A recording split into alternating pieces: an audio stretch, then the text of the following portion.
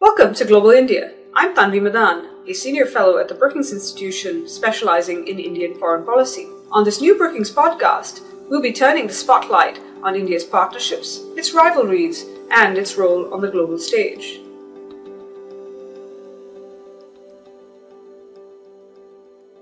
In the HBO show The Wire, there's a conversation between two characters. Curry says, "Game done changed." Slim Charles, on the other hand, replies, "The game's the same, it just got more fierce." He could have been describing India-China security competition.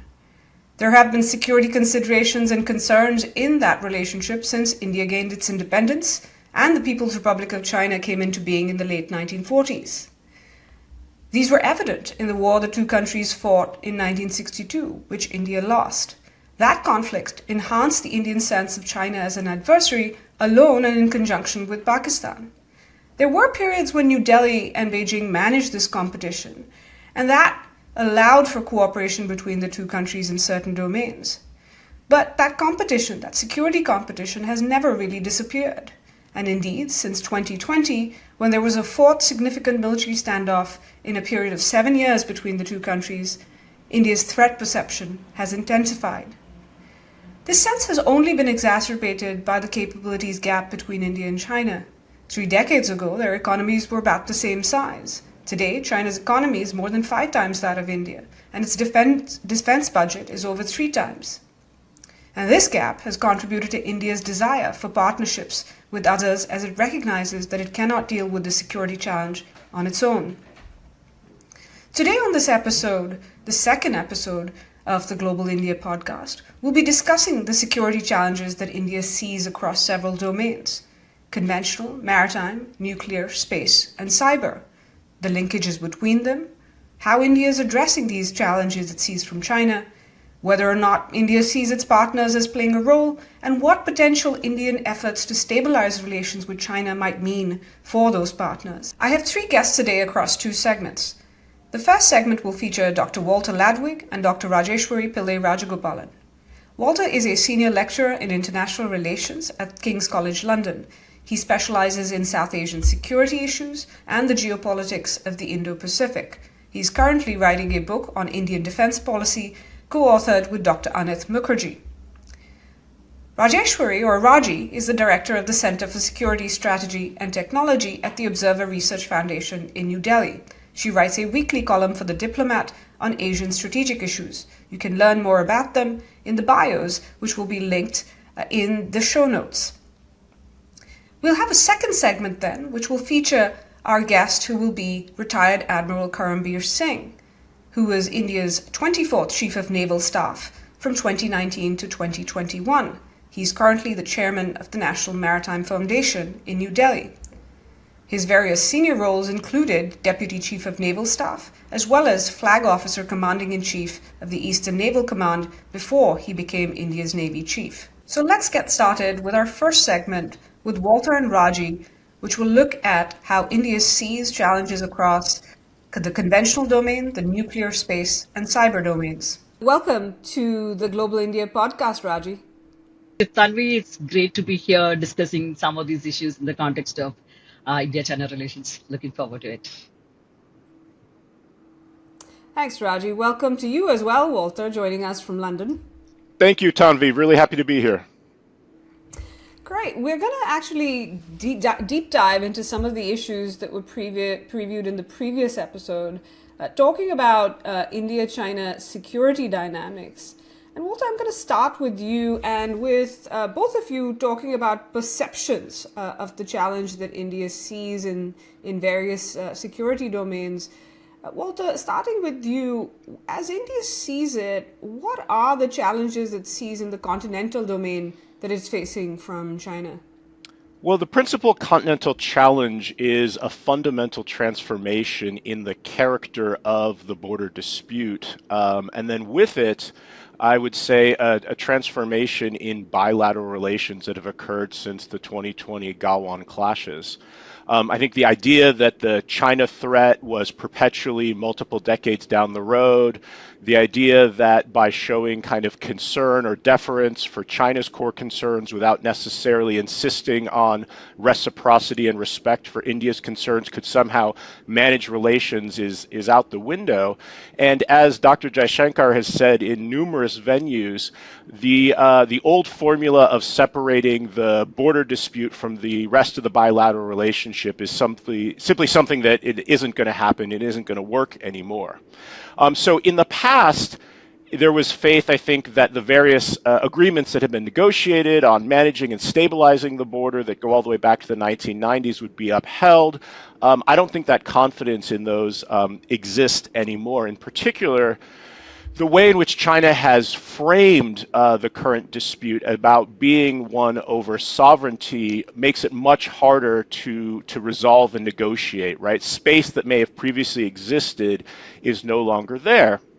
And this is then a real challenge from an Indian perspective, because by many metrics, China's position might be seen to be a stronger one. Although, of course, the Chinese military is not concerned just about India, but it does spend about 2.5 times on defense as India does, so it has a lot of troops to go around.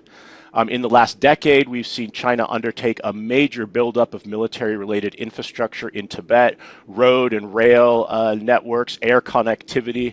Now, in fairness, this does have a lot to do with their concerns about maintaining internal control in Tibet. But the challenge from the Indian side is that these same transport links that could bring, say, People's Armed Police can also bring combat soldiers if need be. And so as the party that is at present not withdrawing its forces from disputed territory, it has the ability to create facts on the ground. We've seen efforts over the past several years to put down more permanent markers to kind of claim Chinese sovereignty in some of these areas. So there's been reports about 250,000 Tibetans being resettled into so-called well-off villages, again, to kind of create facts on the ground and to exert control. And then finally, the clashes that we've seen and the competing incursions that have taken place since Galwan suggest that the Chinese military sees these tools as a way of perhaps putting a degree of pressure on India, and at the very least, suggests that low-level skirmishes of these type might be part of the sort of new normal in bilateral relations, which then makes this long hypothesized two-front threat from China and Pakistan much closer to being a reality. Well, I just want to draw you out in that last point you made.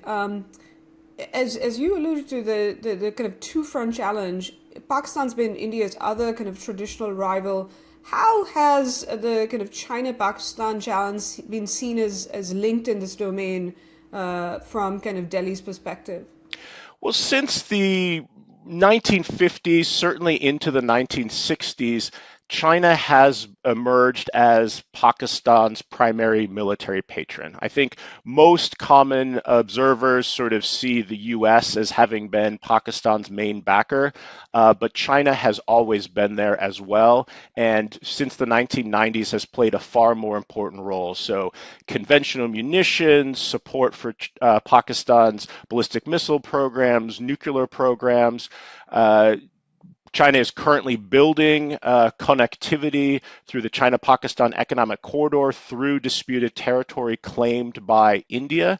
And there's long been a perception that Pakistan has been a proxy for Beijing, that by keeping Pakistan strong enough to be an irritant and a security concern for India, it was a way for China to sort of keep India distracted on the cheap and prevent India from being able to focus its efforts and attention into the Asia Pacific more broadly.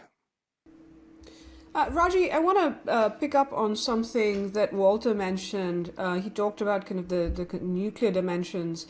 But of course, now it's not just the kind of nuclear dimension where we're seeing this competition playing out, also cyber, also in the space domain. Talk to us about how India is perceiving security dynamics in these domains when it comes to China. Thank you. When it comes to nuclear, the challenge is not new. In fact, it's an existing challenge, which is that China is a nuclear power and India needs to develop various capabilities to address that. So in that sense, nothing has changed in terms of a new challenge coming from China. But generally, the India-China nuclear relations are considered stable because both have maintained a relatively small, modest arsenal and both have a declared NFU posture. And therefore, there has been no talk about using nuclear weapons, despite the fact that they are engaged in an active conflict right now, or even in the past, the multiple conflicts that we have seen. There is no real fear of escalation from a conventional conflict to one that involves the use of nuclear weapons. The assumption, at least on the Indian side, is that the Chinese leadership is mature, responsible, and it will behave as a responsible stakeholder than engage in talking about use of nukes in a casual manner, which has been the case when you look at the Pakistani leadership. But I think things are changing. China is engaged in what appears to be a large-scale expansion of its nuclear forces, and of course, the lack of transparency makes it difficult to understand the extent or purpose of this expansion that we're seeing today. So in terms of the key challenges coming from China, its nuclear expansion, along with the possible dilution of its NFU doctrine, that no first use doctrine, can be particularly concerning. And if you look at the latest estimates from the SIPRI, China's nuclear warheads have grown from 350 in 2022 to about 410 in January 2023. And many experts claim that with the kind of expansion that we see, it is a mismatch between China's declared aim of maintaining only a minimum deterrent force. But even in the absence of China's expansion that we see today, China has been reviewing and improving its nuclear capabilities. So the kind of qualitative changes that China has been engaged in the past decade, and along with now, of course, the quantitative changes, I think these are worrying trends that one sees. But again, in Delhi, you don't see much of a debate on this particular aspect of China's expansion. Silo discoveries have happened. Yet there has not been, at least in the open space, not much of a debate in terms of the kind of challenges that India should be prepared for while looking at China. Cyber is an entirely different thing. China's growing cyber capabilities, including influence and information operations to offensive cyber tools, capable of targeting one's critical infrastructure. These have been growing. These are worrying trends. China, of course, may not have a declared cyber warfare doctrine, but the kind of actions that it has undertaken so far is very reflective of the offensive cyber capability undertaken for a number of, whether it is reconnaissance, attack, defense, deterrence, and so on and so forth. And of course, there have been a number of large number of cyber attacks on India, including from China and North Korea, attacks on India's critical infrastructure, including atomic energy, space, power sectors, and so on and so forth. But the Indian government has also somewhat been careful not to attribute or not to even identify these attacks that they were coming from China. Even though the government clearly recognizes and maybe indirectly makes a reference to the China challenge in the cyber domain. Recently, the government, the IT minister was Raji Chandrasekhar, was talking about the increase in the number of attacks, cybersecurity incidents that have been put together by the Computer and Emergency Response Team, CERTIN. But I think, again, the numbers are alarming. I don't want to go over the numbers per se, but the government still does not really come out talking about, give an official confirmation of the specific events that are coming from China in a sense. But clearly, I think there is a growing set of worries about what China is able to do in the cyber domain. The number of attacks on critical infrastructure has been something that should be particularly worrying. Now, to come to space issues, I would say no specific challenge, but I think the Indian efforts in some ways is to maintain some sort of parity. But that is the broader domain when you look at it. But if one were to look at the space security domain specifically, China's advancing space capabilities do raise some concerns because of India's increasing use of space for a number of developmental as well as military utilities. And of course, China's first successful anti-satellite test, ASAT test in January 2007, was a wake-up call for India, which in a sense kickstarted a new debate within India on the kind of threats, challenges, and ways that India needs to put in place in order to protect its own space assets. In a sense, it provided for a revaluation of India's traditional policy against space militarization, created incentives for India to develop its own ASAT capability, which finally India demonstrated in March 2019. But China's counter space capabilities are not restricted to the direct ascent ASAT weapons, which is the most destructive aspect of it, but they also include high-powered lasers, co-orbit ASATs, directed energy weapons, electronic jamming, spoofing, cyber means, and so on and so forth. And these Chinese have been employing them, testing them more precisely against the US at this point of time. One, to send a political message to your adversary that they have the capability right now, and they can use them at any point of time should the need arise. But second is also to kind of testing out their own technical feasibility of undertaking such kind of disruptive, damaging interferences and so on and so forth in other countries' space activities. So overall, in nuclear, space, and cyber, I think the kind of capabilities that China is developing, and the kind of disruptive activities that China is has been engaged in, maybe not as many space activities, counter space activities against India, but the number of cyber incidents have been growing. And if the Chinese nuclear expansion continues to grow at the sort of a pace that we are seeing right now, that could also be worrying a trend for India. Walter, I just want to, before we get to kind of the approach that India is taking, just in terms of even the perception of challenge, I want to pick up on these issues that Raji has laid out in terms of these advanced domains and the challenge there, but also mention something we'll be discussing later in this episode with Admiral Karambir Singh, the maritime security domain. How are these linked, or how do you see them as linked, if at all, to the continental challenge that you laid out? Well, they're certainly relevant, right? The world in which the cyber domain or the space domain was somehow separate from land warfare no longer exists. So these, from a continental standpoint, we would see these as kind of key force enablers. So the ability to monitor the border and to detect incursions is enhanced by UAV technology, is enhanced by space surveillance technology.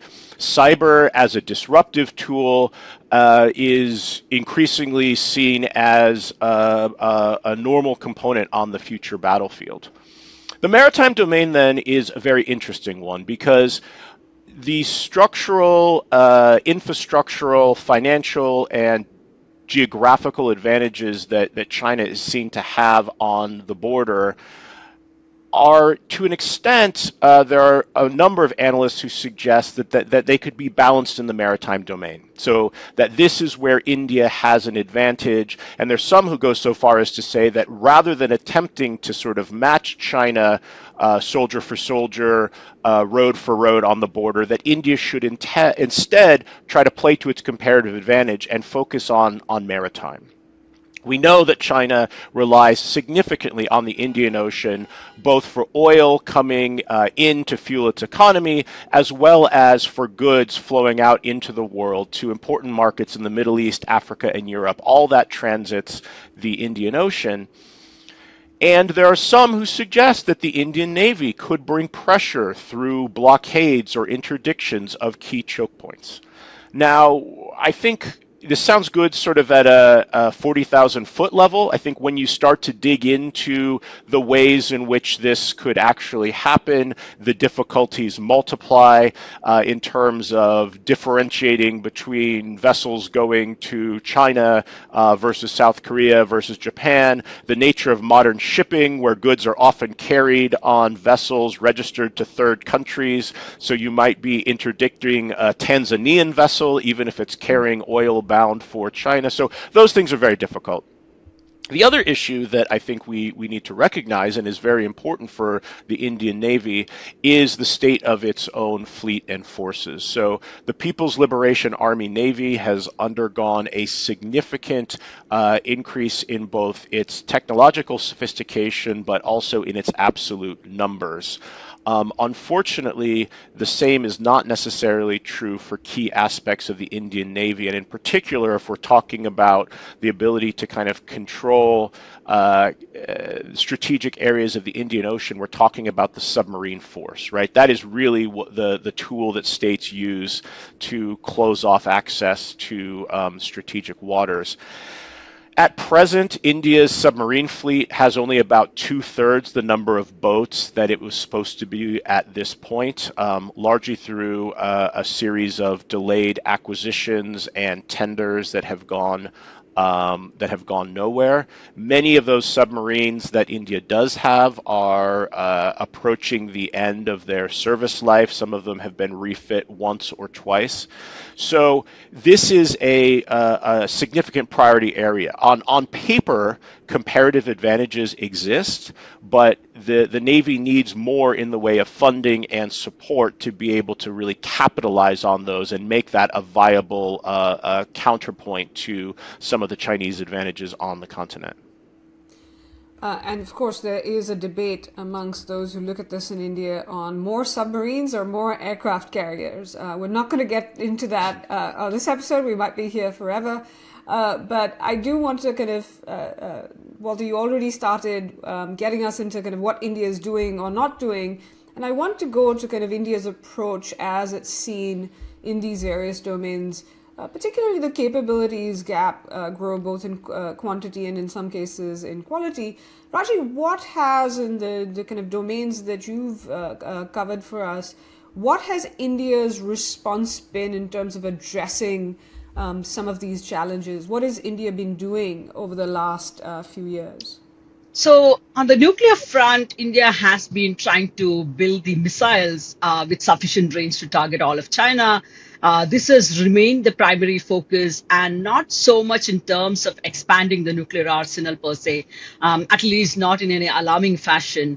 So if you look at the growth trajectory of India's nuclear arsenal since 1998, it's been more like 4.5 to 5 weapons per annum. And that's not a massive expansion that we see. So the nuclear arsenal expansion has not been per se the focus, but the emphasis is more on delivery systems such as long-range missiles. And again, within this, the land-based missiles has been the primary focus. But India's longest-range missile, Agni-5, which has a range of 5,000 kilometers, cannot cover all of China. More importantly, it is even not clear if Agni-5 has been deployed yet.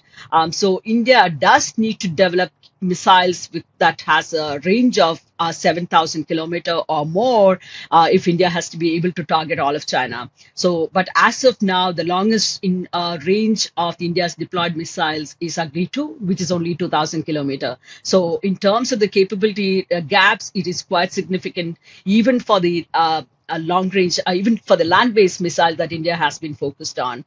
Second, India has also been developing the second strike forces by looking at the development of SSBNs, since SSBNs do promise greater survivability.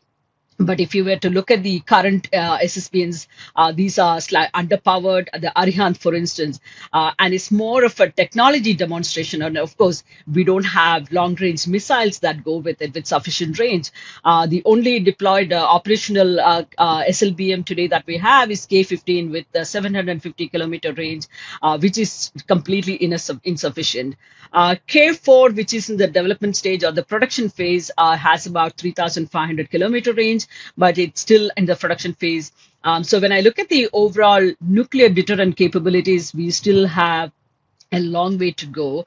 So I'm not sure that we are catching up with China in terms of not number for number, but even qualitatively what we need to do in terms of able to have a credible minimum nuclear deterrent. India's response to cyber challenges have been slightly different. India, of course, remains cognizant of various threats that emanate from China. But despite the talk of being an IT power, there have been a lot of centralized response measures that have been put into place. Clearly, these are not sufficient because there have been attacks coming from even North Korea. And of course China, and from a number of other responses. So in terms of our ability to kind of respond to and come up with an appropriate measures to prevent these attacks in the first place, I think India's response has been rather poor. So we need to go again, we need to go some distance before we can say that we are able to stop cyber attacks from happening. And there have been cyber attacks on critical infrastructure. It's not just any, over the last 3 years, for instance, the number of attacks on India's health infrastructure or the financial or other or technology sectors. I think these are all becoming critical, and India still does not have a an appropriate measure to kind of prevent these attacks. On the space front, in India's somewhat working with a number of startups to fill up the huge amount of capability development that we have. I think the primary focus is in terms of the capacity deficit within the Indian Space Research Organization, the civil space organization that is responsible for India's space program. India's response to China's counter space capabilities has been most evident when India conducted the ASAT test, anti-satellite test in March 2019. Again, with a clear response to China's ASAT weapon capability development. But again, the ASAT demonstration was in some sense an effort to catch up to a capability that existed in the region, in the neighborhood, and had a message for China. But that alone is not going to be able to have the kind of deterrence value that India seeks to develop. So the DRDO, the Defense Research and Development Organization, has plans to develop an entire range of counter-space capabilities, including directed energy weapons, laser, co-orbital killers, and so on and so forth. But again, what the DRDO claims, I think that's to be taken with not a spoon of salt, but not with a pinch of salt, but with a spoon of salt in terms of what they say, what they claim, because there are a whole lot of other factors that come into play for DRDO to make these kind of claims. But I think the bigger point that is that there's a huge capacity deficit. So unless the ISRO and the Indian government as a whole is able to expand the number of stakeholders involved and bring in the private sector as a capable actor, as an independent actor, India's ability to kind of respond to any number of challenges coming from China, but also to respond to the whole lot of growing set of demands within India itself. I think that won't be really possible unless India is able to kind of bring in the private sector. There have been some measures in recent times, but I think we still need a piece of legislation for the private sector to have that kind of certainty to put in their money. So unless that there is a piece of legislation that happens that comes out through the parliament process, the private sector is still apprehensive of putting in money in serious R&D and so on and so forth. So there are some issues that we still need to deal with, even though space is relatively a sector that India has done well. Walter, what about the continental domain? What has India been doing to address the challenges that you laid out, along with kind of what Raji laid out? What in this space, no pun intended, what has India been doing to address this challenge? So the focus of efforts for Indian security managers is now on China. You referenced earlier this notion that for decades Pakistan was seen as the primary security threat. That has now been significantly downgraded. And as a result, we've seen the Indian Army engage in a degree of redeployment and reorientation of its forces in an effort to kind of project and put sufficient numbers of troops focusing north so that they could deter or perhaps even deny efforts to get easy gains on behalf of the PLA. So the strike corps of the Indian Army are its major offensive power. This is tank heavy, armored vehicle heavy. One corps, which had previously been primarily focused on Pakistan, has been shifted to give attention to the northern border. So now we have two strike corps kind of pointing towards China and two towards Pakistan, which is a notable rebalancing.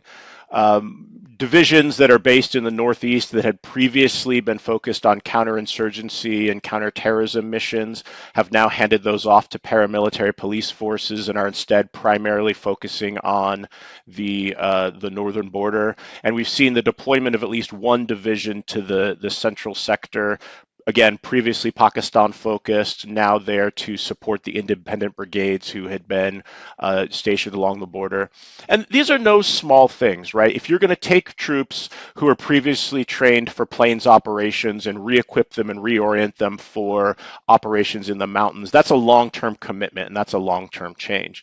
But that being said, this is simply a moving pieces around. These aren't necessarily the induction of new forces. This is retasking and reorienting existing forces. Alongside this, there have been efforts to upgrade and sort of close the infrastructure gap that exists between the Indian and the Chinese side of the border. For a long period of time on the Indian side, there was a sense that by purposefully letting some of these areas lay fallow, by not building roads all the way up to the line of actual control, it was a smart defensive measure because you didn't have offensive ambitions. You weren't planning to attack the Chinese, but if you built roads up to the border, should they attack, that might then give them sort of easy ingress into your territory. So while the Chinese were building up metalled roads along the border so they could drive patrol vehicles, Indian patrols had to go on foot and so forth. That mindset has changed. There's been a road building effort underway since the early 2000s. It's gained much more steam. I think the figure I saw was about 150 million has been spent since 2020 building new facilities that would allow the 50,000 or so troops that are currently deployed north to sort of remain on post in terrible weather conditions. Again, in the past, depending on locations, troops would sometimes come down from heights or come down from more inaccessible regions during the worst months of winter. There are efforts to sort of allow them to stay on position throughout the year. And then undergirding all of this is a really renewed focus on developing India's defense industrial base. I mean, since independence, self-reliance in the defense sector has rhetorically been a priority, but it was most often honored in the breach. Now we're seeing real forced efforts at indigenization to kick into overdrive and really try to lead forward the capabilities in the public and private sector. But this is really just at the start of a very long-term process. Walter, one of the things Raji kind of mentioned a bit that I'd like you to draw out as well is you've addressed what India has been doing so far. What would you like to see India do more of in addressing these challenges? Well, I think it's the answer is to create a more significant ability to deter and deny China easy gains on the border. And the problem is rooted, as I already mentioned, in the fact that the Chinese defense budget is many times that of India. And this problem is compounded by the fact that across all three services, there are significant modernization needs. So in terms of the Indian Army, numbers of tanks and armored vehicles and artillery and other key systems are approaching obsolescence. And the challenge that the Indian Army in particular faces, and I talk about the Army because it's such a significant component of India's overall armed forces, is that it is very manpower intensive, right? It was built and designed for a time long ago when labor in India was cheap, and labor is no longer cheap. Personnel costs, in fairness, personnel costs, militaries around the world have exploded in the last several decades. It's not just an India problem, but what we see is that the costs of labor, pensions and benefits are consuming an ever larger portion of the Indian defense budget, which means that there's a lot less money to go around to buy new equipment, to upgrade, and so forth. And so what needs to happen is a shift towards technology. It's trying to find ways to use technology and systems. We mentioned UAVs earlier, to replace boots on the ground missions. And also, when we talk about the military, we talk about the tooth to tail ratio, right? How many frontline soldiers do you have versus the people who support them? In what ways can the Indian military, but again, principally the Army, use technology to reduce the number of support functions, so that you either free up more soldiers for combat operations or you free up more money for modernization? And we also need to see more in the way of jointness across the services. So the Indian Army's ability to respond so rapidly in 2020, the Indian Army's ability to sustain some of these very remote locations relies extremely heavily on the Indian Air Force's strategic airlift capabilities.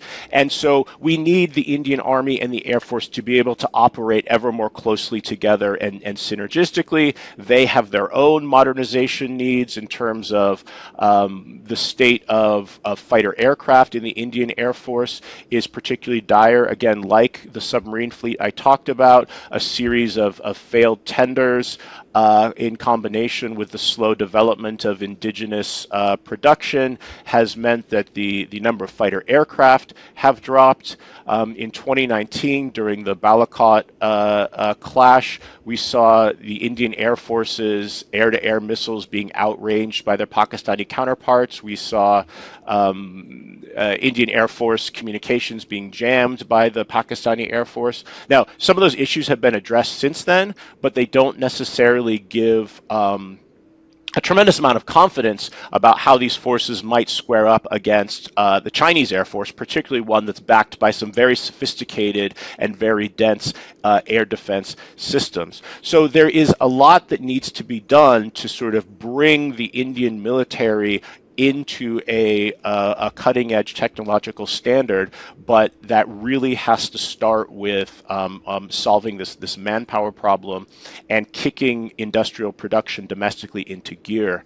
I think the challenge is that at present, a lot of Chinese observers are fairly dismissive about the Indian military. They don't see the Indian military as posing a threat because of the state of military modernization and because of the state of defense manufacturing. And until those two progress, deterring is going to be a lot harder. Raji, I don't know if you want to add something to some of the points you made about things that India needs to do in kind of the nuclear space and cyber domains. But I also want you to maybe tell us, does India see a role for its partners in addressing the challenges that you laid out, or kind of closing or helping narrow the capabilities gap? What does this mean for India's partnerships that it's been developing over the last few years? Yeah, absolutely. So, of course, India needs to get a lot of things right in the nuclear domain in terms of the larger, longer range missile capabilities that is still needed, but also needs to think about the nuclear expansion, because if China were to go beyond 1,000 warheads and so on and so forth, what kind of compulsion would it bring about? What kind of restraint would it bring about in India's own behavior, both within the, and not just restricted to the nuclear domain? So would it have a restraining effect in how India responds to a conventional conflict? So there are a whole lot of other things that come into play. But looking at, I think partners are increasingly important. India recognizes that. And India recognizes the need for partners more in the domain of maritime than the continental challenges. But when you look at the nuclear domain, I think it's going to be largely independent of partners. I think whatever India needs to do in terms of developing the kind of capabilities, because nuclear submarine, for instance, let's be clear about it, nobody's going to give India a nuclear submarine technology or an SLBM. So the capability development mostly on the nuclear front has to be done by India on its own. But I think there are still areas to look at, for instance, the kind of conversation, the intelligence cooperation, information sharing, the dialogue mechanism that needs to exist. And I believe when I did a lot of interviews in the last few months, looking at India's response to some of the Chinese nuclear expansion and upgradation that China has undertaken so far. What kind of conversation do we need to have with partners? And many did suggest that we possibly are already engaged in US-India conversation on China's nuclear expansion, gaining a better understanding of what the purpose, what the logic of the Chinese nuclear expansion and so on and so forth. So partners, especially in the nuclear domain, when you look at it, I think it's going to be primarily in terms of developing a shared understanding, a common understanding, a better understanding of what the Chinese nuclear expansion all about, where is it leading, and the logic and so on and so forth. Because you can also look at the kind of capabilities. Are they focusing more on ICBMs? Or are they focusing on IRBMs? If it is IRBMs, then they are primarily looking at the regional context where Japan and India could be the primary targets and so on and so forth, or even Vietnam. But if they are assigning a larger proportion to ICBMs, then also you get a kind of what's the focus of the Chinese nuclear capability expansion and so on and so forth. On cyber, there is a greater scope for collaborative cooperation, but I think there are also some hesitancy, despite the obvious need to collaborate, because US, India, Japan, these are some of the countries among the top when you look at it in terms of the highest number of attacks on their critical infrastructure. But the hesitancy comes from the part that one, India is still kind of doing a lot of business with Russia.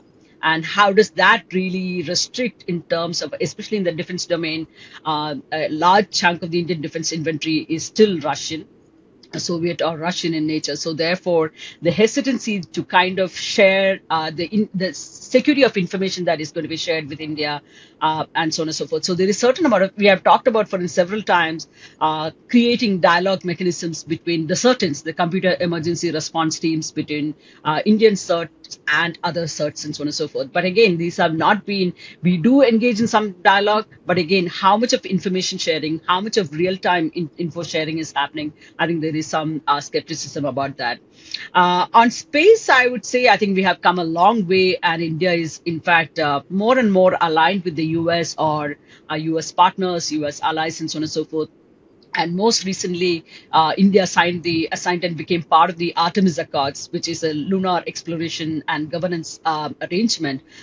This is a US-led mechanism. And this is something completely new for India, because traditionally, when you look at it, India went along with the G21. Typically the non-alignment countries at the CD, at the Conference on Disarmament in Geneva, where the space security or arms control issues are being discussed. So from there to move towards and become part of a US-led, and it's not a multilateral initiative, it's a US-led initiative. So for India to become part of such an arrangement, I think that's something that is remarkable. And that is in light of the kind of changes that we see, both within the space security domain, but also in the broader geopolitical dynamics, because India could not have become part of the alternate proposal, which is the International Lunar Research Station, which is a Russia and China proposed initiative. So that's clearly, India is not left with too many good options. So, and given the kind of changes that we see in the geopolitics, but also in the space security domain, I think India is increasingly aligned with the US, US partners, like increasingly more working with Australia, Japan, and so on and so forth. So I think that's a direction that I see when it comes to India's space program, space goals, and so on and so forth. I mean, it's interesting because from what you say, it also kind of reflects this constant tug in India between its kind of need for alignment and its desire for autonomy. And sometimes the way it reconciles those is by, as you said on the space side, deepening ties with the US, yes, but then diversifying with other like-minded partners like France, which some have called the new Russia for India. Precisely. And Walter, that's true in the continental domain as well in terms of India's capabilities. But how does India see? There's sometimes kind of this. People will say, yes, in the maritime and space and other domains, partners are important, but they're really not relevant to India's, beyond Russia, they really aren't relevant to India's continental domain. I have a view on that, but is that correct from your point of view? Or has India kind of seen now a role for its partners, even as it whether that's Russia still, or it's kind of newer Western partners, does it see a role for them as it seeks to address this continental challenge? I think the answer is certainly yes, and we've seen the role that these partners have played in supporting India. I mean, Tanvi, you yourself have documented the support that the United States gave to India in the wake of the 2020 clashes, although the U.S. was asked to sort of downplay and not be so kind of public in discussing what sort of support that had come. But one can ask questions about, UAVs that were flying over the border and were monitoring Chinese movements. Where did these suddenly come from, and who were operating them, right? But we've also seen real payoffs in some of these extremely hard-fought, ridiculously fought efforts to get foundational agreements signed between the United States and India. After decades, what's the payoff right away? There's widespread reports that in December of 2022, Chinese incursions were defeated in part thanks to geospatial intelligence that the United States provided to India, right? So these are very important enabling functions. And then beyond that, if we think of India's defense industrial base as being one of the foundations of its power alongside its economy, there's a real space for partner countries to help India progress, right? We shouldn't have any listeners think that all of this talk about self-reliance means that India is looking to be autarkic, that India wants to completely develop technologies without any other partners and so forth. Instead, what we're seeing is, in many cases, a rush to try to help India. So one kind of key piece of technology is jet aircraft, particularly high-performance jet engines for fighter aircraft. Very, very difficult technology to produce. Even the Chinese have not been able to get sort of a frontline engine. India wants to develop one, and its Western partners are falling all over themselves. The United States and the British are competing, possibly with the French and maybe even the Russians, to see who can be India's technology partner to help India develop its jet engine of the future. There's a range of technologies and a range of areas in which the private and public defense sector in India can be advanced through partnerships with Western partners. Bodies for Apache fighter helicopters, attack helicopters, are now being built in India. Wings for F-16 fighters are now being built in India. And this starts India down a path where mastering these steps in the process can lead down the road to a very vibrant and very robust defense industry, because it's not just simply about those immediate technologies, it's about the broader ecosystem of expertise and suppliers and so forth that's going to need to be developed for India to be a first-rate military defense producer. And again, a real supporting role there. So if we're talking in terms of, do we envision French troops on the borders in Ladakh? Of course not. But do the exercises and drills that the Indian military across the board, all three services, have been undertaking with the French and the British and the Japanese and the Americans impart skills and know-how? Are those vehicles for exchanging best practices, sharing perceptions, promoting future interoperability in ways that benefit both parties? Absolutely. It's interesting because an observer once mentioned to me that the other good thing about down the line about Indian companies becoming part of kind of Western supply chains in the defense industry, in terms of defense industrial production, is that it might help alleviate some of that reliability concern that India has always been concerned, especially, US sanctions will hit and we'll get cut off. Well, if you're part of the supply chain, you then have, it's kind of interdependence more than dependence. We'll see down the line. I think the second point I'll just kind of flag, is something both of you mentioned, Russia, which for the foreseeable future, and India has been trying to diversify for its capabilities away from Russia since before the Russian invasion of Ukraine. But for the foreseeable future, Indian military readiness will still depend on Russian capabilities. So I think that, we often talk about kind of the Western partners, but it will remain useful and relevant for India in that domain. I do want to ask, before I get to our lightning round question, I want to ask about something that comes up often is, we see often discussions about efforts between India and China to kind of, or at least desire to stabilize the border situation. So not necessarily resolve it, but ensure that it doesn't escalate. It doesn't. So something less than normalization, something more than just, not another incident. In some ways similar to what the US is doing with China in terms of, trying to set a floor, so to speak, through these discussions. You often hear outside India this question from partners who we were talking about, which is, well, if that happens, or if India is keen on such a stabilization, will it do, and in their minds, what that's done in the past is made India more reluctant to engage in kind of these domains you've talked about, to engage with partners. Do you see that happening again this time if there are efforts of stabilization? That is some people have called 2020 an inflection point in India-China relations. But are we going to see a redux of, this concern about not wanting to provoke China and so not doing things with partners? Raji? No, clearly I think there is some within the policy community and also within the government don't seem to be learning the right lessons. Because if you look back, 2017 happened, Doklam happened, and many wanted to believe that that was more of an aberration and that was not the kind of China that you should be prepared to deal with. And come 2018, you had thereafter two informal summits. Many wanted to believe that this was a reset in the relationship. Once again, there's a mood of optimism among many in the strategic community to think that there is going to be, again, a breakthrough in the relationship and things are going to go back to some semblance of normalcy. There have been some amount of effort from the Indian side to not stabilize or bring in some semblance of normalcy, but I think that's driven by internal domestic considerations than anything else. Because obviously we are going to do general elections in a few months' time. Indian government does not want another major conflict to happen before that.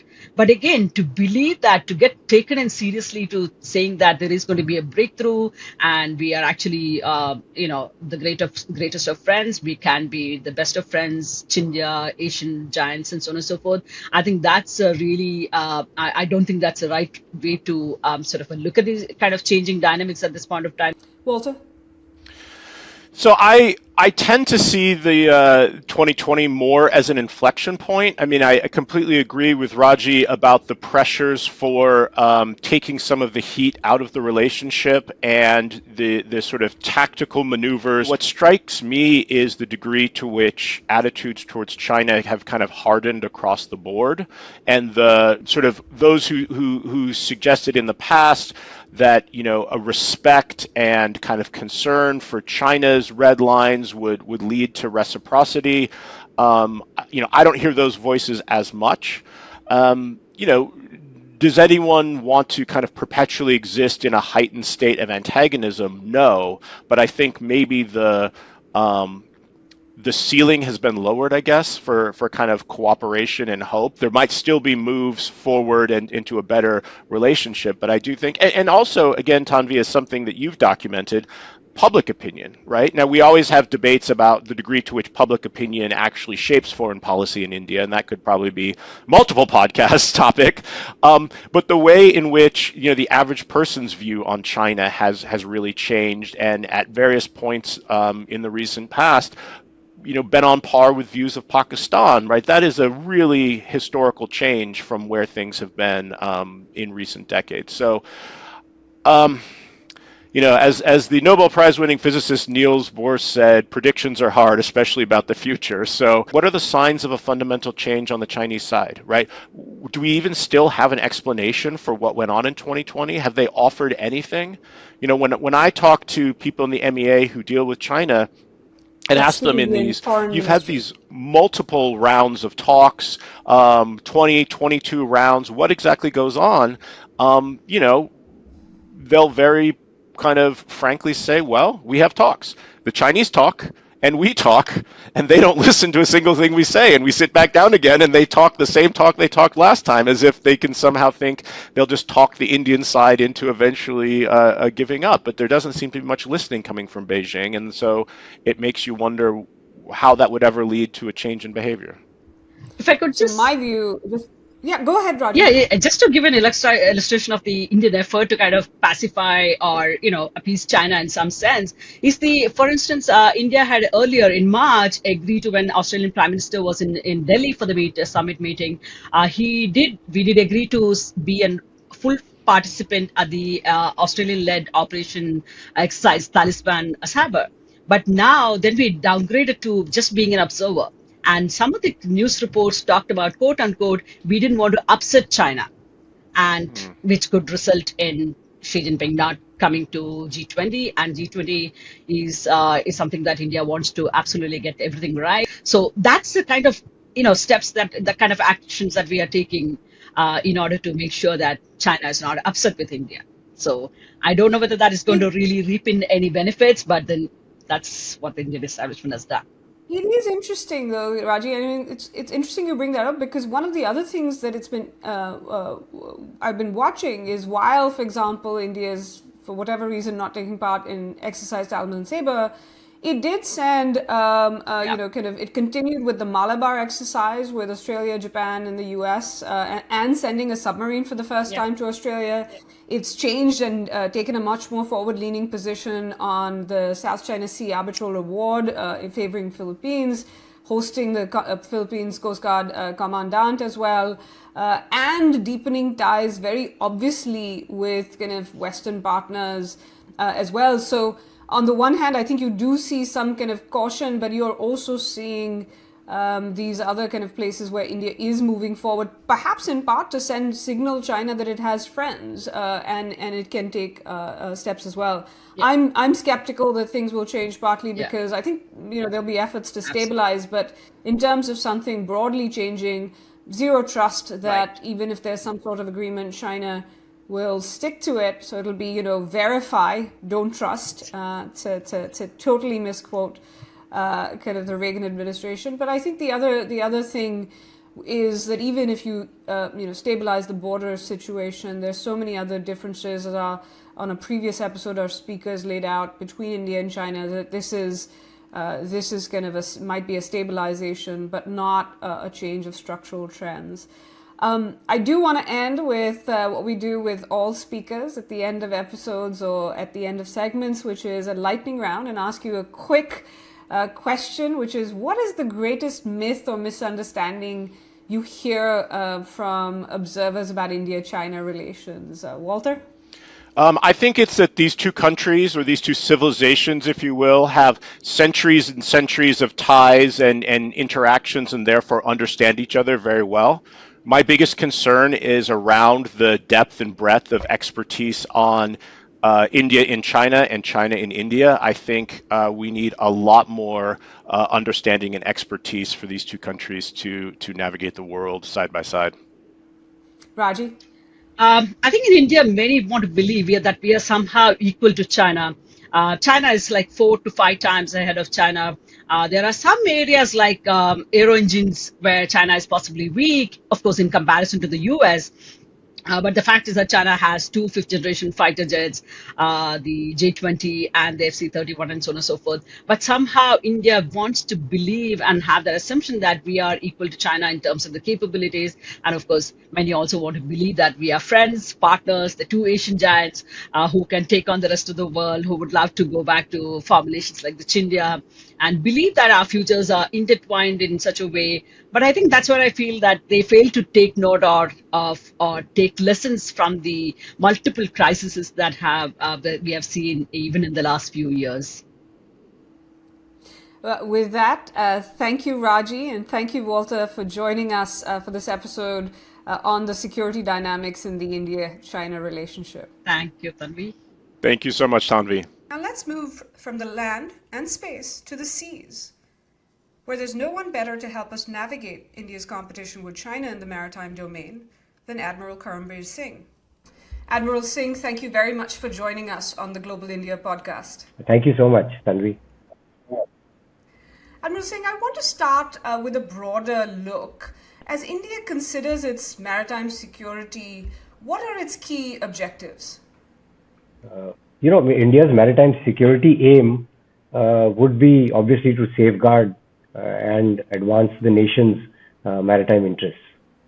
And India's maritime security objectives would accordingly flow from the above aim.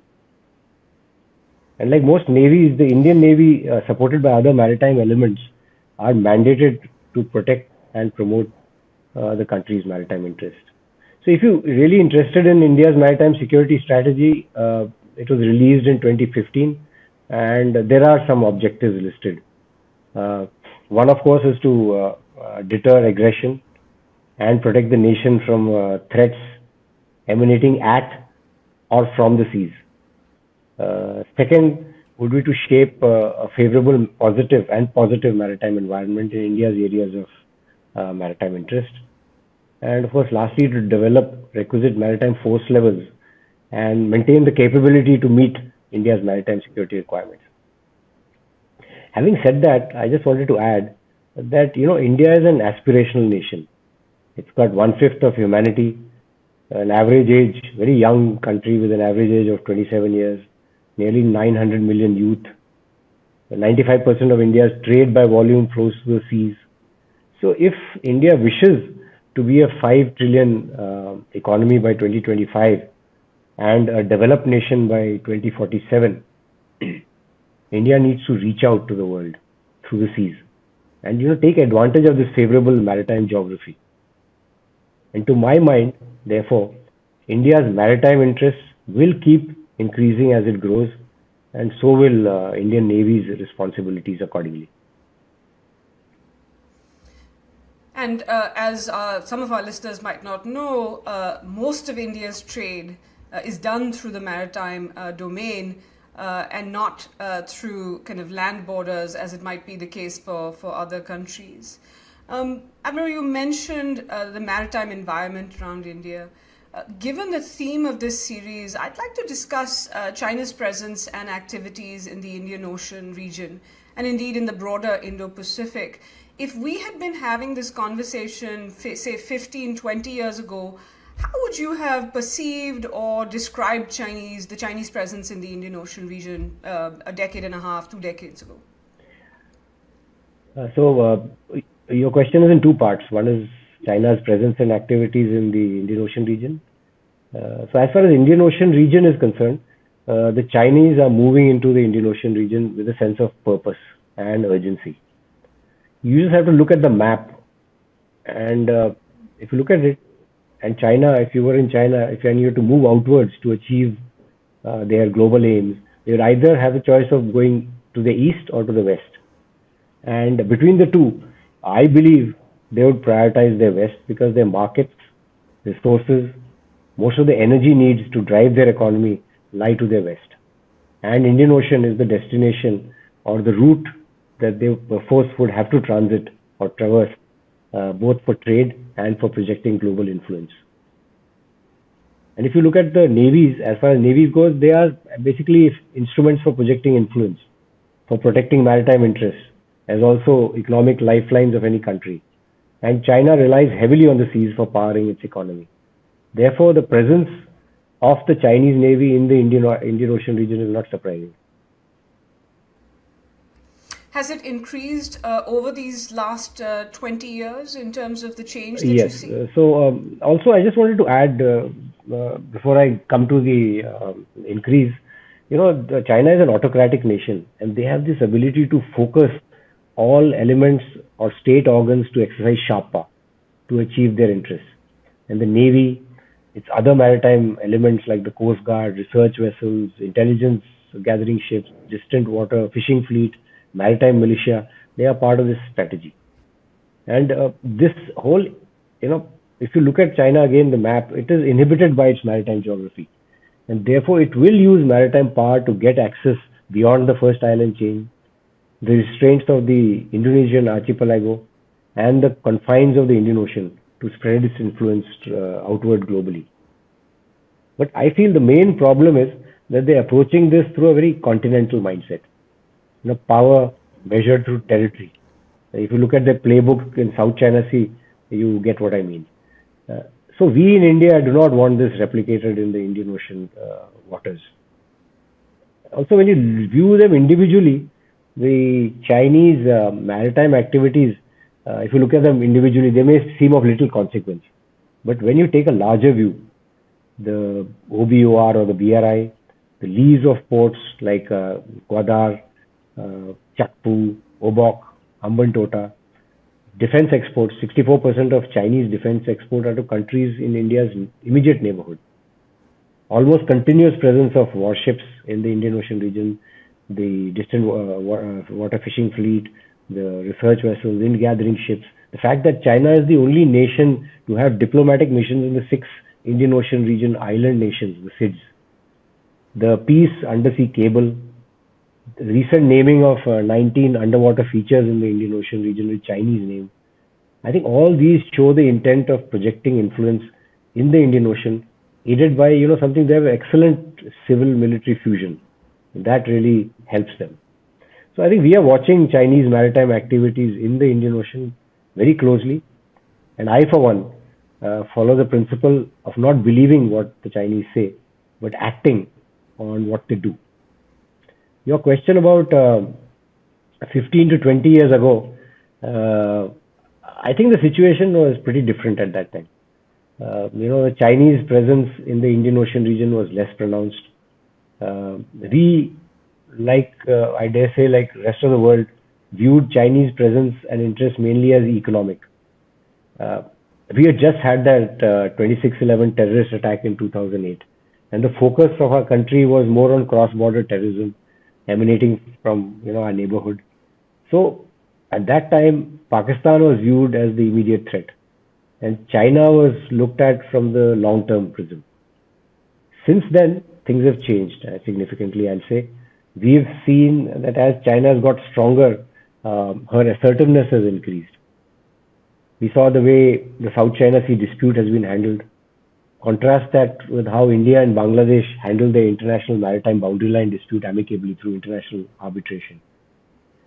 Then we saw how our Navy and indeed maritime forces started increasing their presence commencing 2008 when the anti-piracy escort force, the first one, came in. We saw their complete disregard for India's concern about sovereignty when they were talking about OBOR and the CPEC. And we saw some geo-economic coercion in our neighborhood. And finally, we had, of course, Doklam and Galwan. And I think Chinese aggression across the line of actual control, to my mind, has been an inflection point that has sharpened our competitive instincts vis-a-vis China. Admiral Singh, if I could, you mentioned, just for our audience who might not know about China-Pakistan cooperation, you mentioned the kind of Chinese relationship with Pakistan and CPEC, the China-Pakistan Economic Corridor. If you could, has there been much naval cooperation between China and Pakistan historically or currently? Yes, of course. There has been a lot of cooperation. One, of course, is the exports. Pakistan is the one that is the beneficiary of maximum Chinese exports to Pakistan. They recently, the new plan that they have, Pakistan Navy, is mainly dependent on their imports from China. They have, of course, you're aware of Gwadar, and recently they have even offered some kind of basing rights, not basing rights, but their R&R facilities and turnaround facilities in Karachi. We have seen a bit of the intelligence cooperation. The Aman exercise, which Pakistan holds, has always had a pride of place for the Chinese Navy.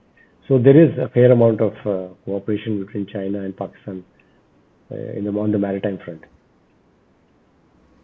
And this change that we've talked about from 2 decades ago to today, from your perspective, what is motivating this change on the part of China? You mentioned the economic needs, the energy needs. Are there other factors that you think are motivating this changed presence? Yeah, so as you rightly put it, the economic front, the fact that their markets, resources and energy needs are coming from the Indian Ocean region, and the fact that if they have to advance their influence globally, they have to move in this direction. So that is one big driver for them.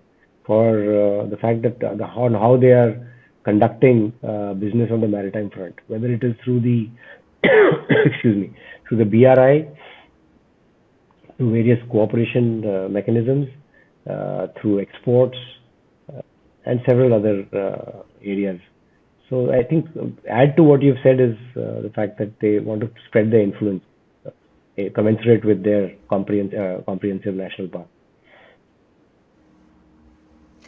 And from India's perspective, as it looks at this increased Chinese presence over this that has changed, as India looks at this Chinese presence that has changed over time in the Indian Ocean, which India sits atop, what are the challenges given this altered dynamic for India? India is located in a pretty challenging neighborhood. So when we look at it from the point of view of the changing dynamic, it is affecting our modernization, military reforms. But though I'll hasten to add that military reforms and modernizations had been ongoing, especially since the Kargil conflict. We had the group of ministers, we had the Naresh Chandra committee, Shekatkar committee reports, and military reforms and modernization were being progressed. The present government also has made concerted efforts to ensure that our force restructuring and modernization is in keeping with lessons learned from the past, recent and ongoing conflicts. And what I would say is that the changing global dynamics have given a sense of urgency to these reforms. And in terms of, you mentioned some of the changes in terms of force posture and modernization. Could you tell our audience what this kind of challenging environment that you mentioned, what has this meant in operational terms for India as it looks at the current moment, but also at the next 5-10 years? What has this meant for operational terms in India's needs and military reforms? So I covered military reforms, but as far as force posture is concerned, I think Indian Navy has always been pretty clear that we needed to do more in the Indian Ocean region as far as cooperation, presence, and response to contingencies was concerned. In 2017, we started something called the mission-based deployments. Here, what we are doing is now we are deploying our ships continuously in important areas of the Indian Ocean region, so that they are available for any contingency that may occur. We also try to give more impetus to our capacity building and capability enhancement measures with our neighbors. It's extremely important to keep our neighborhood well knit. We try to give new energy to regional institutions like the IONS, Indian Ocean Naval Symposium. We work pretty hard to establish Indian Navy as a preferred security partner. So I think it is the growing realization in India that we have regional responsibility that is also driving this change as much as the global dynamics are doing. And of course, in this we are guided by our outreach and partnerships are guided by the government's vision of Sagar, which is security and growth for all in the region, neighborhood first, act east. And I think I quite agree with what Dr. Jaishankar says, and I quote, India would grow with others and not alone. So these kind of policy formulations are what one would call the course to steer for the Indian Navy. So we know how we are going to head in the next 5 to 10 years in terms of force modernization, posturing, partnerships, and what have you. Just to draw you out a little on the modernization front for our listeners who might not be familiar, what are in the maritime space for the Navy? What have been some of the key steps that have been taken in recent years? The most important thing as far as the navies are concerned is one is presence. So we have increased our presence through mission-based deployments. The fact that our ships, which were maybe a couple of decades back, were generally within 200 nautical miles or 300 nautical miles from the coast, that is the past. We have started engaging the advanced navies like-minded navies and the neighborhood in a much more proactive fashion. We have taken this responsibility of preferred security partner in the Indian Ocean region very seriously. And you saw that at least during COVID, when we had the Samudra Setu missions up to 8, 9, which included repatriation of our citizens, vaccines, medical treatment, food supplies when things went wrong, providing oxygen, etc. So that is one. The presence, the domain awareness is one focus area. And the most important thing, I think, to be an effective world-class Navy, we need technology. And therefore, the Navy has started taking steps to modernize and enhance our capabilities in space, cyber, networking. Tomorrow's Navy will not be looked at platforms in a platform-centric manner, but as a kill web, which is based around a network. We're looking at long-range vectors, unmanned platforms, the domain awareness, like I said, with specific reference to underwater domain.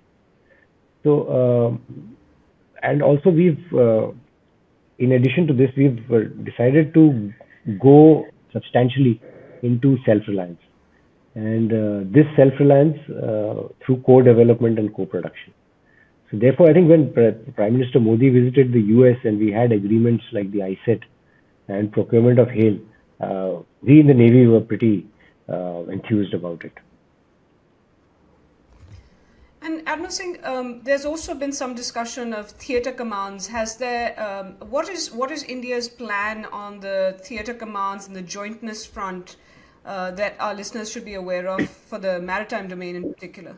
So amongst the theatre commands, what is being considered is I'm now, again, since I've been out of the system for a while, so I have to resort to a bit of reading the newspapers and finding out from the press. But what is coming out is that there'll be a maritime command that would cover both the seaboards and look at the maritime space, because there are no borders at sea, and it's very difficult to make it threat specific or country specific.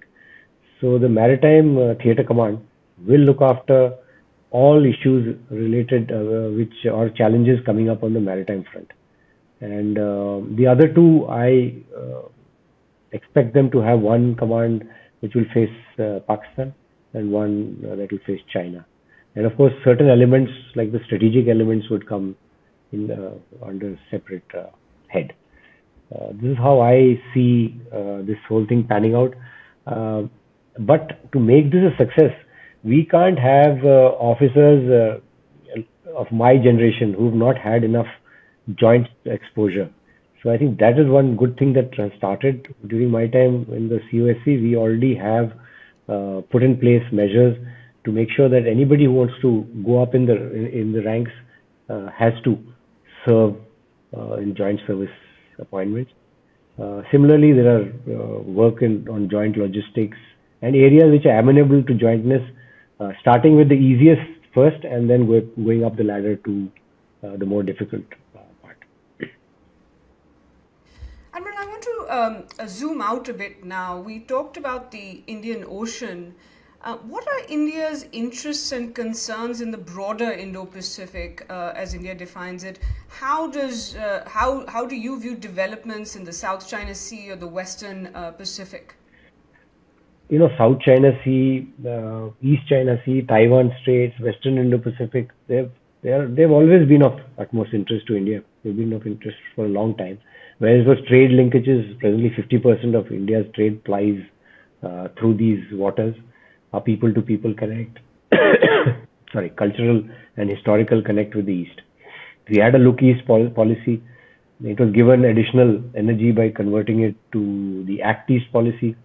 And a lot of Indian attention was focused towards the region of ASEAN, South China Sea, Western Pacific.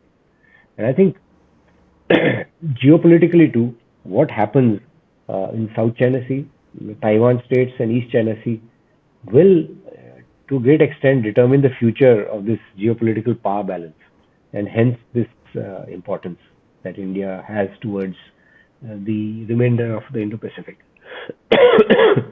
In confrontation in the South China Sea, as we've seen, and it has a danger of becoming a threat to the free, open, and inclusive Indo-Pacific that the world and India so desperately need.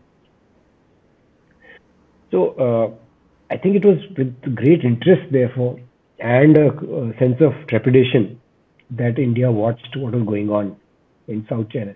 Then we were watching South China Sea, East China Sea, Taiwan Straits with a lot of interest and some trepidation, because we saw a geopolitical confrontation, disregard for international law, salami slicing, grey zone tactics, use of lawfare, psychological warfare. All these, left us in India worried, because we did not want this playbook replicated in the Indian Ocean region. So I think in those terms, India is really concerned about what's happening in South China Sea and in the Western Indo-Pacific. And I would recommend to our listeners a speech you gave recently in August 2023 on the subject, some of these themes in Taipei. And we'll put the link to that in the show notes. Looking ahead, Admiral, and I think you previewed some of this in your remarks, but looking ahead, what kind of additional capabilities or reforms does India need, in your view, to meet some of these new this altered dynamic in its maritime environment? So one is, like I mentioned to you, the jointness is extremely important, because we have to have joint planning and joint execution. There is no other way out of this. So therefore, the theatre commands are of prime importance. Technology, as I mentioned, is extremely important. And after that, once we have this, and in parallel to this, when we look at our partners or the advanced and like-minded navies, we need to, as an Indian Navy, we are very keen to build interoperability and interchangeability. I think this will help us become a strong link in the chain should an eventuality present itself. As far as our neighbors and the Indian Ocean region littoral is concerned, our aim in the Indian Navy is to build something called the collective maritime competence in the region, so that we can work together to meet the challenges of the region. This is extremely important, because if we don't work hard at improving the maritime capability of our neighborhood, they are, as you know, they are short on capacities, and if we don't help them, then the Indian Ocean region itself will present schisms which any inimical power can exploit. And what more can be done with our Western partners? To my mind, I think we need to engage much more deeply, to ensure that we become part of an not only interoperable, interchangeable, but an integrated force that can meet the entire spectrum of challenges, from the benign to the high end. And for the neighborhood, we would like to be of assistance, like I told you, as a preferred security partner. And for this, to do it well, for the neighborhood, to my mind, three C's, letter C's, are important. One is credibility. That is, there should be no gap between promise and delivery. Customization, the second C, that is to ensure that assistance to smaller countries are customized to what they need most. So basically, rather than talking the language of confrontation, talk the language of development to them.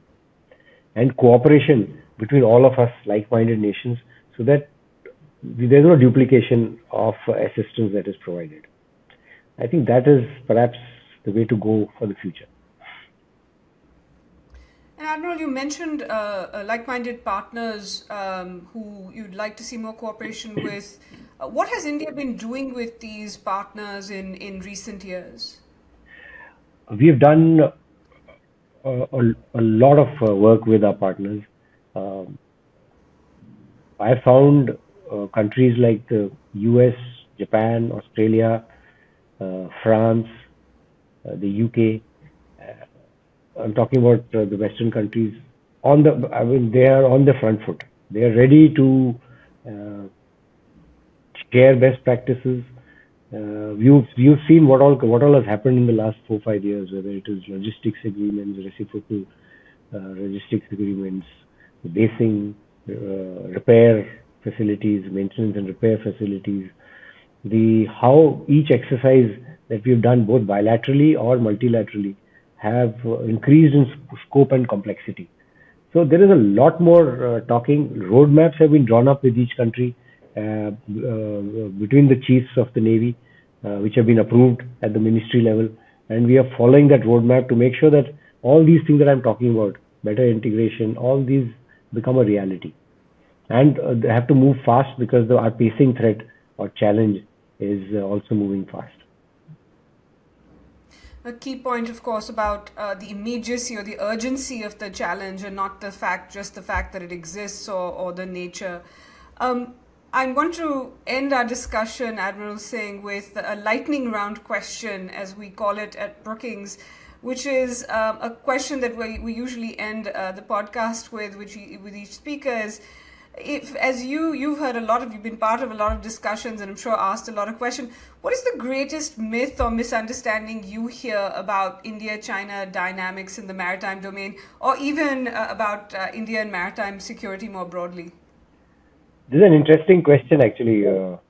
I don't know why, but I suspect that one of the misunderstandings that exists in the West is that India is going a little slow or is tentative in its actions. And I think here the West, to my mind, must understand India's position, the economic linkages, its comprehensive national power deficit with China, and the fact that it shares a disputed border with China. So we have to take a more nuanced stand in managing the China dynamic. People complain that the Quad has no military component, is not doing enough.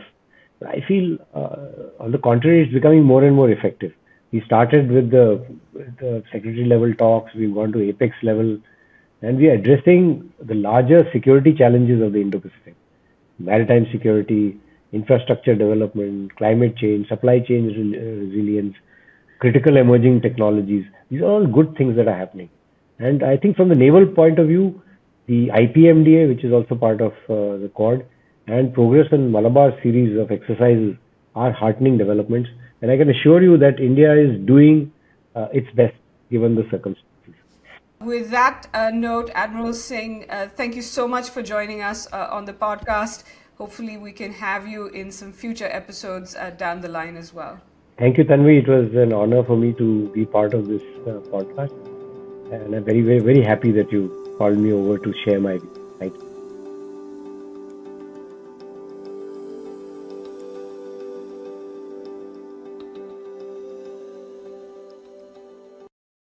Welcome to Global India. I'm Tanvi Madan, a senior fellow at the Brookings Institution specializing in Indian foreign policy. On this new Brookings podcast, we'll be turning the spotlight on India's partnerships, its rivalries, and its role on the global stage.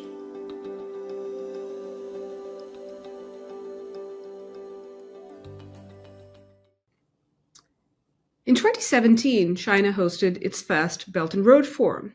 Some Western countries like Greece, Italy, and Spain were represented by their prime ministers.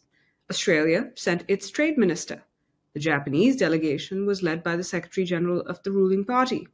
And from the United States, the National Security Council's Matt Pottinger attended with a team. Conspicuous by its absence was India, and not just because it was the only major country not present.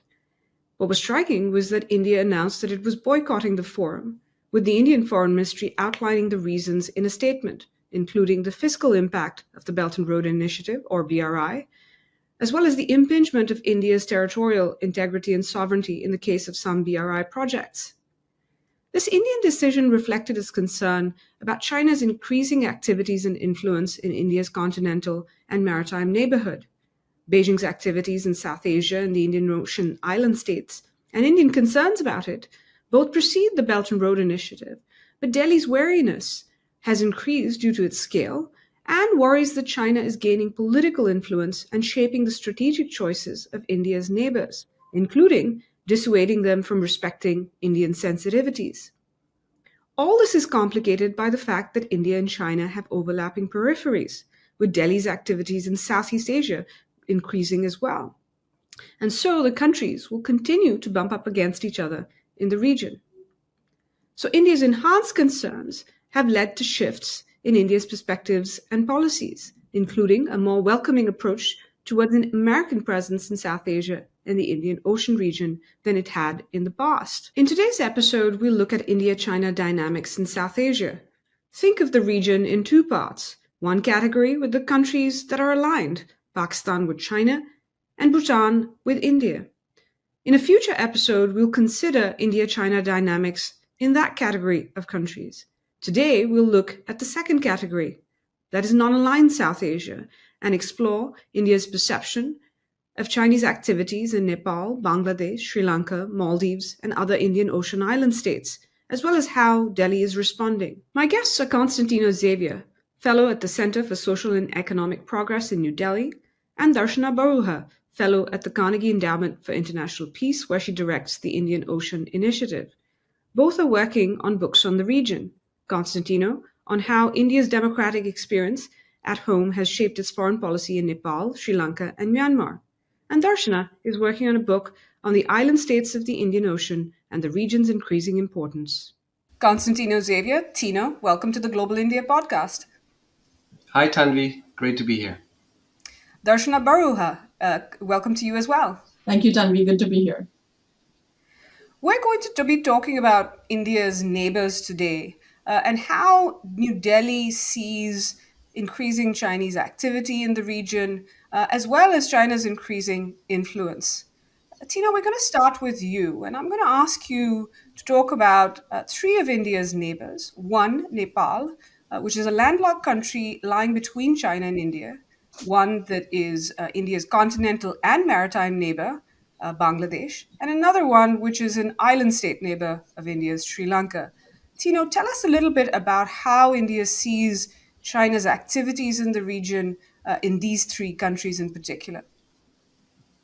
Thanks, Tanvi. I was thinking the best way to maybe explain, especially to an American audience, what's happening in this region is that it's very close to what happened in the 1950s and 60s when the Soviet Union started to build up its presence in Central and South America, in what was in the United States' backyard under the Monroe Doctrine of the 19th century. This was an area that the US had been very influential, and suddenly you had an adversarial power poking around in the immediate periphery. So today, I think that's the sense also in India, that there is a sense of